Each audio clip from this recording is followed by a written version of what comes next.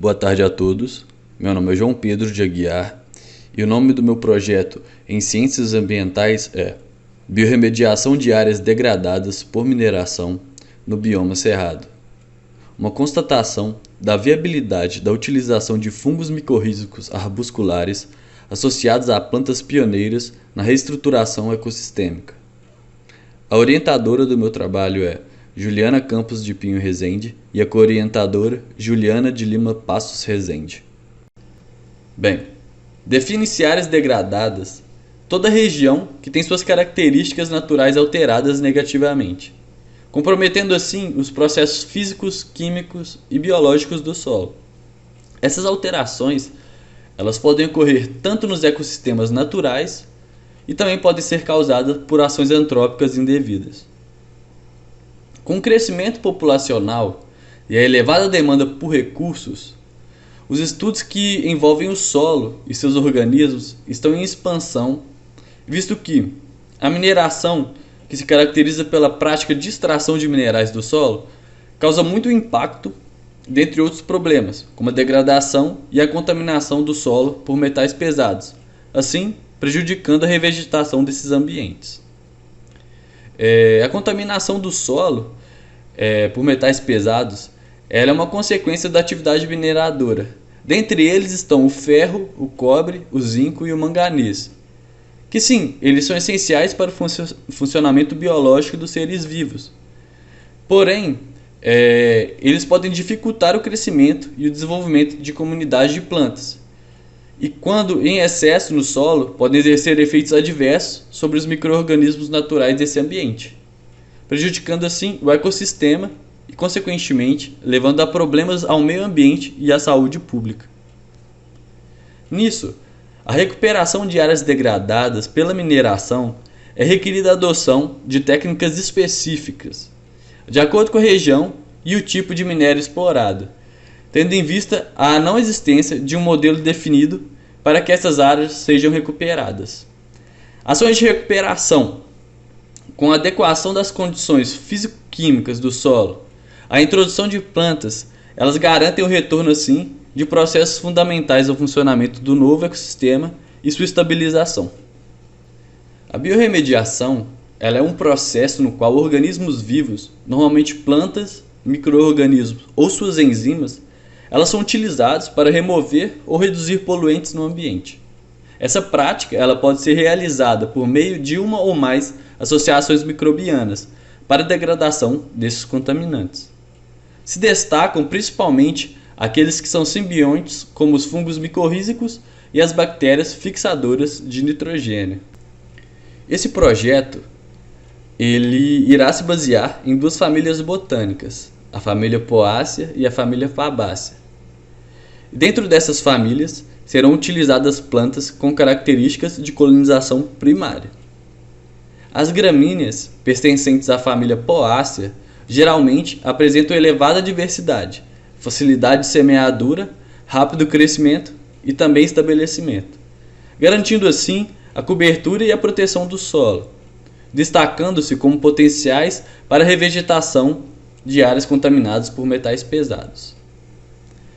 Já a família Fabaceae, estudos relacionam espécies nativas de rápido crescimento e revelam que a dupla inoculação com FMAs e bactérias fixadoras de nitrogênio é uma estratégia importante para a revegetação de áreas degradadas, proporcionando assim melhorias dos atributos físicos, químicos e biológicos do solo.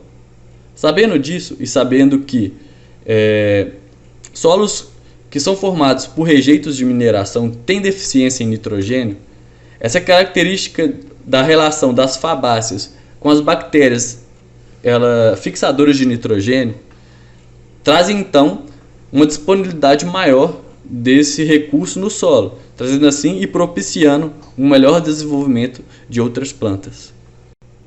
Uma micorriza arbuscular é um tipo de micorriza em que o fungo penetra as células corticais das raízes de uma planta vascular. Esses fungos micorrízicos arbusculares eles são restritos a 5 famílias: a Gigasporácea, a Glomerácea, a Caulosporácea, a Paraglomerácea e a Arqueosporácea. Os fungos, eles apresentam uma série de características que os tornam interessantes para aplicação em sistemas de biorremediação. São elas: a capacidade de crescer sob condições de estresse ambiental que podem limitar o crescimento bacteriano, por meio do alongamento e ramificação das hifas, que permitem a colonização de grandes áreas, e o sistema de biodegradação fúngico, realizado por enzimas extracelulares. Dessa forma, o contato superficial com o contaminante é optimizado, aumentando a sua biodisponibilidade e, consequentemente, sua biodegradação. As hifas extrarradiculares dos FMA propiciam um aumento do volume de solo explorado pelas raízes, consequentemente, aumentando a eficiência de absorção de nutrientes para a planta simbiótica, o que possibilita sua sobrevivência em locais degradados. Eles também exercem uma grande influência no crescimento e na adaptação das plantas ao estresse biótico e abióticos no solo.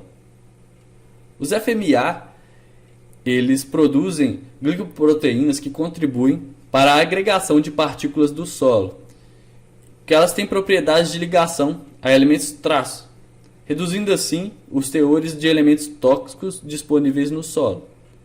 Sendo assim, essas características dos FMA favorecem o crescimento das plantas nas quais fazem simbiose, e destacam-se pela importância e eficácia das micorrizas como as potenciais agentes recuperadoras de áreas degradadas.